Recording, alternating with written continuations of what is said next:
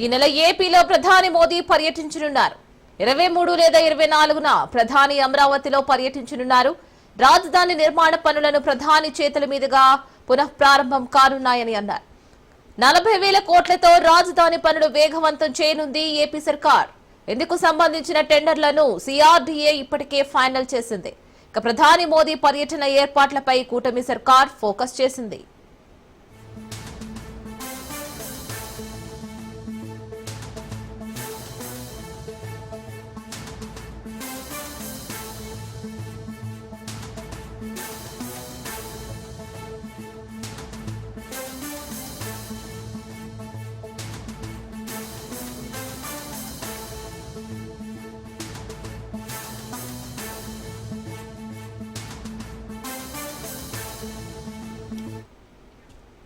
Breaking news చూస్తున్నాం. ఈ నెల ఏపీలో ప్రధాని మోదీ పర్యటించనున్నారు.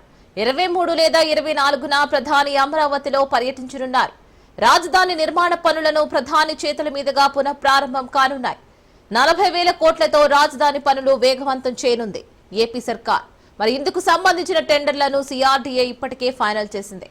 ఇక ప్రధాని మోదీ పర్యటన ఏర్పాట్లపై కూటమి సర్కార్ ఫోకస్ చేసింది. బీఆర్ఎస్ వర్కింగ్ ప్రెసిడెంట్ కేటీఆర్ సంచలన వ్యాఖ్యలు చేశారు. త్వరలోనే హెచ్సీయూ స్కామ్ బయట పెడతానని అన్నారు. 400 ఎకరాలే కాదు 1000 ఎకరాల స్కామ్ ఉందంటూ హాట్ కామెంట్స్ చేశారు ఆయన. ఈ స్కామ్ లో బీజేపీ ఎంపీ కూడా ఉన్నారంటూ కేటీఆర్ ట్వీట్ చేశారు. అంతేకాదు కాంగ్రెస్ బీజేపీ కలిసే హెచ్సీయూ భూములు అమ్మేసేందుకు సిద్ధమయ్యాయంటూ పొలిటికల్ బాంబ్ పేల్చారు కేటీఆర్. వాస్తవాలను త్వరలోనే బయట పెడతానంటున్నారు కేటీఆర్.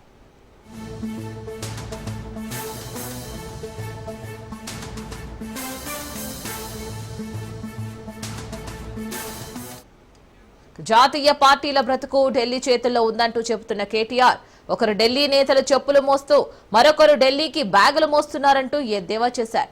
రజతోత్సవ సభకు అమరావతి అనుమతి ఇవ్వకపోతే కోర్టుకు వెళతామంటున్నారు కేటీఆర్. వరంగల్లో లా అండ్ ఆర్డర్ సమస్య లేదని అన్నారు కేటీఆర్.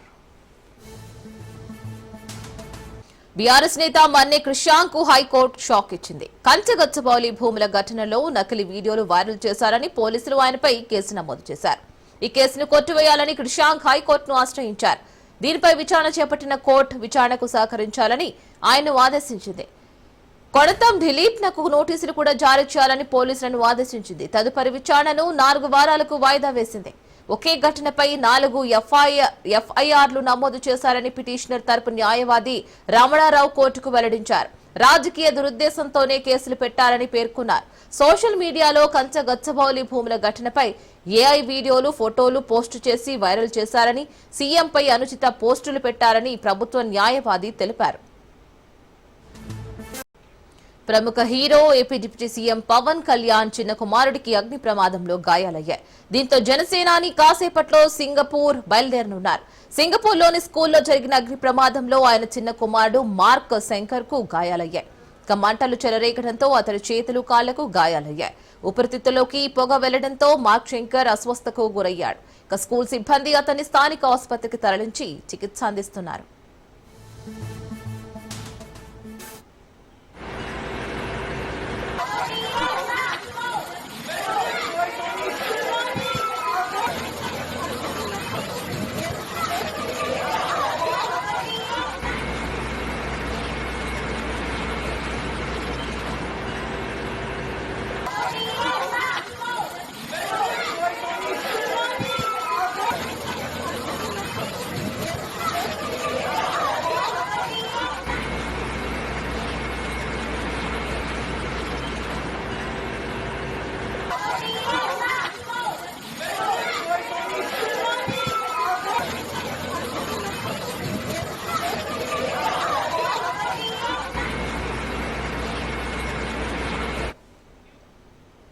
సింగపూర్లో ఉదయం 9 గంటల 45 నిమిషాలకి ప్రమాదం చోటు చేసుకుంది.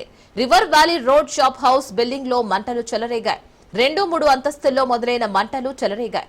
ప్రమాదంలో 15 మంది పిల్లలతో పాటు మరో 4గురికి గాయాలైనట్లు సమాచారం. ముందస్తు జాగ్రత్తగా చుట్టుపక్కల అపార్ట్మెంట్లు కూడా ఖాళీ చేయించారు పోలీసులు. ప్రమాదంలో చుట్టుపక్కల ప్రాంతాల్ని దట్టమైన పొగ కమ్మేసింది. మరోవైపు ప్రమాదానికి గల కారణాలపై దర్యాప్తు కొనసాగుతోంది. పవన్ కుమారుడికి ప్రమాదంపై కేటీఆర్ దిగ్భ్రాంతి వ్యక్తం చేశారు. విషయం తెలిసి షాక్ గురయ్యానని అన్నారు. బాలుడు త్వరగా కోలుకోవాలని భగవంతుని ప్రార్థిస్తున్నామని ఎక్స్ వేదికగా తెలిపారు కేటీఆర్.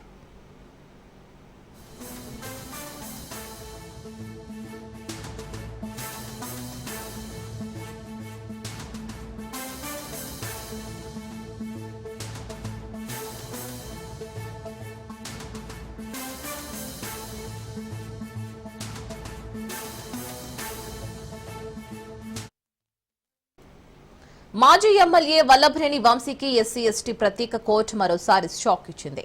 వంశీ రిమాండ్ ను ఈ నెల 22 వరకు కోర్టు పొడిగించింది. వంశీ రిమాండ్ ముగియడంతో ఆయనను పోలీసులు కోర్టులో ప్రవేశపెట్టారు. కోర్టు రిమాండ్ పొడిగించడంతో ఆయనను మళ్లీ జైలుకు తరలించారు. గన్నవరం టీడీపీ కార్యాలయం ఉద్యోగి సత్యవర్ధన్ ను కిడ్నాప్ చేసి కేసులో వల్లభనేని వంశీ, వేలినేని శివరామకృష్ణ ప్రసాద్, గంటా వీర్రాజు, నిమ్మ చలపతి, వేల్పూరు వంశీబాబులను పోలీసులు అరెస్ట్ చేశారు. వీళ్లంతా ప్రస్తుతం విజయవాడలోని జిల్లా జైల్లో ఉన్నారు. హైదరాబాద్ లో అక్రమ నిర్మాణాలపై రెవెన్యూ అధికారులు ఉక్కుపాదం మోపారు. కోకాపేట్లో అక్రమంగా వెలిసిన నిర్మాణాలను కూల్చేందుకు నుంచే బుల్డోజర్లు వరుస కట్టాయి. సర్వే నంబర్ 100 లో అక్రమ నిర్మాణాలను కూల్చివేస్తున్నారు. ప్రభుత్వ స్థలం కబ్జా చేసి వ్యాపార సముదాయాలు నిర్మించడంపై రెవెన్యూ అధికారులు ఆగ్రహం వ్యక్తం చేశారు. తెల్లవారుజామునే అధికారులు రంగంలోకి దిగడంతో కొంతసేపు అక్కడ ఉద్రిక్తత పరిస్థితి నెలకొంది. భారీ బందోబస్తు మధ్య కూల్చివేతలు కొనసాగుతున్నాయి.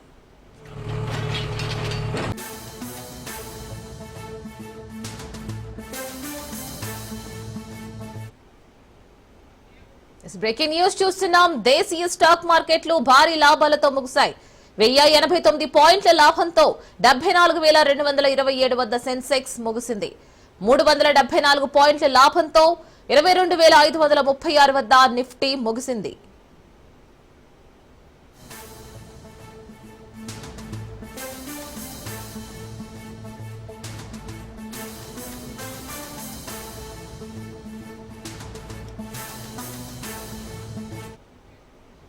బ్రేకింగ్ న్యూస్ చూస్తున్నాం. దేశీయ స్టాక్ మార్కెట్లు భారీ లాభాలతో ముగిశాయి. 1089 పాయింట్ల లాభంతో 74,227 వద్ద సెన్సెక్స్ ముగిసింది. 374 పాయింట్ల లాభాలతో 22,536 వద్ద నిఫ్టీ ముగిసింది. మహారాష్ట్ర గడ్చిరోలి జిల్లా సిరోంచ తాలూకాలో విషాదం చోటు చేసుకుంది. జానంపల్లిలో బావి తవ్వుతూ ఉండగా మట్టి కుప్పకూలింది. మట్టి కూలడంతో 2 కూలీలు మృతి చెందారు. మృతులు ఉప్పల రవి, కొండ సమ్మయ్యలుగా గుర్తించారు. మృతదేహాలను వెలికి తీసేందుకు తీవ్రంగా శ్రమిస్తున్నారు.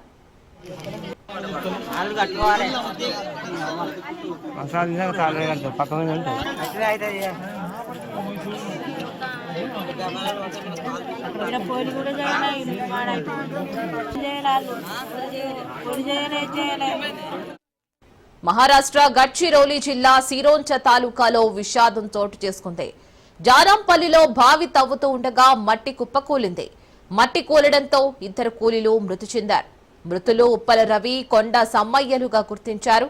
మృతదేహాలను వెలికి తీసేందుకు తీవ్రంగా శ్రమిస్తున్నారు.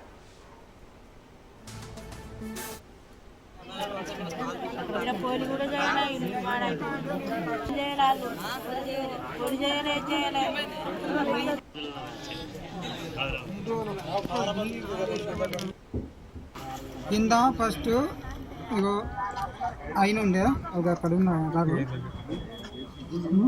ఇంకొక ఆయన రవి అనే టైం ఉంది. వాళ్ళిద్దరు బయటకు ఎక్కింది. బయటకు ఎక్కినాక మేము దిగినాం. మేము మీద ఉంటాం. మేము దిగినాం.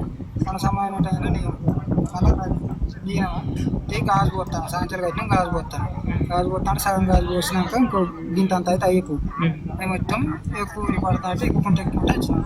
ఎక్కుంటే వస్తే చచ్చిపోకుండా నేను ఒక్కని మీదికి అయినా రవి కిందికి అయ్యాడు. మన కొండ సమయం మా కింద నేను నా గొంతుకు ఒక్కందే బయట ఉండే. నన్ను ఇక గుంజిలు వీళ్ళు తాడు పెట్టి నా చేతులు బయట ఉండే. వీళ్ళు ఇక గుంజులు అనగా గుంజిళ్ళు ఇక రవి కూడా ఆయన ఒక్క చేయి బయట ఉంటే ఆయన కూడా తాడు వేసాను. ప్రయత్నం చేసిండు కానీ మీదికి వెళ్ళి పడే వరకు వెళ్ళలేకపోయాడు. ఇక గంట సేపు వేసినాం. ఇక ఆయన పట్టుకోలేకపోయాడు. అయ్యగారు ఫోన్ చేస్తే అయ్యగారు వచ్చిండు. వాళ్ళు మళ్ళీ దిగిళ్ళు అందరు ప్రయత్నం చేసిండు కానీ ఇక కూరుకుంటా వస్తుంటే వాళ్ళు కూడా భయపడి మళ్ళీ మీదికి ఎక్కారు. మీకు అంతే. శ్రీకాకుళం జిల్లాలో పెను ప్రమాదం తప్పింది. ఫలక్నుమా ఎక్స్ప్రెస్ నుంచి ఏసీ బోగీలు విడిపోయాయి. ప్రస్తుతం విడిపోయిన బోగీలను రైల్వే సిబ్బంది అమరుస్తుంది. మరోవైపు ఘటన నుంచి ప్రయాణికులు తీవ్ర ఇబ్బందులు పడుతున్నారు.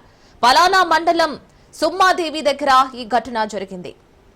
పెను ప్రమాదం తప్పడంతో రైల్వే అధికారులు ప్రయాణికులు ఊపిరి పీల్చుకున్నారు. సత్యసాయి జిల్లా పెనుకొండలో భారీ చోరీ జరిగింది. కియా పరిశ్రమలో ఏకంగా 900 కార్ల ఇంజన్లు మాయం కావడం చర్చనీయాంశంగా మారింది. మార్చి 19న పోలీసులకు కియా యాజమాన్యం ఫిర్యాదు చేసినట్లు సమాచారం. మరోవైపు చోరీ విషయాన్ని సత్యసాయి జిల్లా ఎస్పీ దృష్టికి తీసుకువెళ్లారు కియా సీఈఓ. దీంతో సిట్ విచారణ చేసి దర్యాప్తు చేస్తామని ఎస్పీ చెప్పినట్లు తెలుస్తోంది. ఆలస్యంగా వెలుగులోకి వచ్చిన ఘటన ఇప్పుడు ఏపీలో హాట్ టాపిక్ గా మారింది. ఇక చోరీ పరిశ్రమలో జరిగిందా లేక ఇంజన్ల ట్రాన్స్పోర్ట్ సమయంలో జరిగిందా అనే కోణంలో పోలీసులు దర్యాప్తు చేపట్టారు. హైదరాబాద్ మియాపూర్లో లారీ బీభత్సం సృష్టించింది. మియాపూర్ మెట్రో స్టేషన్ వద్ద ట్రాఫిక్ కానిస్టేబుళ్లపైకి దూసుకు వెళ్లింది లారీ. ప్రమాదంలో ట్రాఫిక్ కానిస్టేబుల్ సింహాచలం మృతి చెందాడు.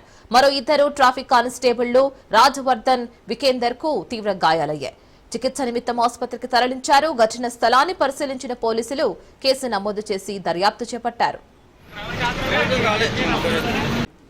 ఖమ్మం పట్టణంలో నకిలీ పాలు కలకలం రేపాయి. బొమ్మశెట్టి నేలన్న సమగ్ర సేంద్రియ వ్యవసాయ వేదికలో నకిలీ పాలు విక్రయిస్తున్నట్లు స్థానికులు ఆరోపించారు. పాలు వేడి చేస్తే ఫెవిక్విక్ లాగా సాగిపోతున్నాయంటూ కొనుగోలుదారులు ఆందోళనకు దిగారు. పాల విక్రయ కేంద్రంలో ఫుడ్ సేఫ్టీ అధికారులు తనిఖీలు నిర్వహించారు.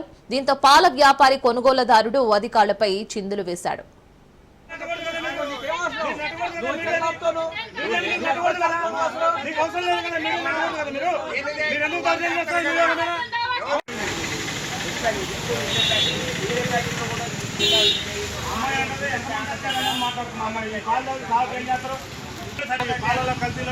అర్థం కావట్లేదు. ఫుడ్ ఇన్స్పెక్టర్ గారు వచ్చి ఏమైనా టెస్ట్ చేసి డిసైడ్ చేసి తప్ప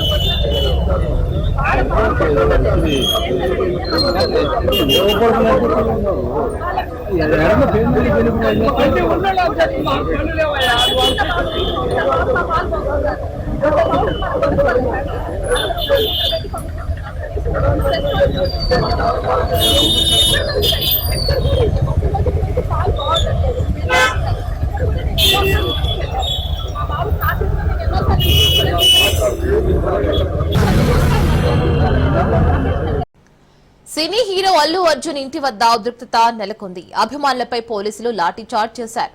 బన్నీ బర్త్డే సందర్భంగా అభిమానులు భారీగా చేరుకున్నారు. వేలాదిగా అభిమానులు తరలివచ్చారు. దీంతో రంగంలోకి దిగిన పోలీసులు అభిమానులను చెదరగొట్టారు. ఓ క్రమంలో అభిమానులపై పోలీసులు లాఠీ చార్జ్ చేయాల్సిన పరిస్థితి ఏర్పడింది. అనంతరం బన్నీ ఇంటి పరిసర ప్రాంతాల్లో పోలీసు భద్రతను కట్టుదిట్టం చేశారు.